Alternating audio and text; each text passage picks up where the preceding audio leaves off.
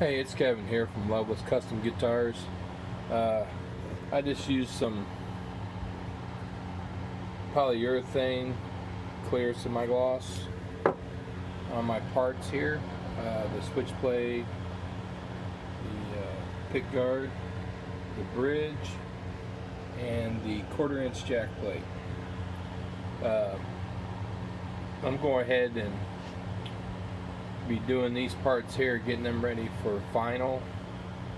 I'm still got some prep work to do with the body to get it ready for clear coat. But anyway, this is my update on where I'm at with the build.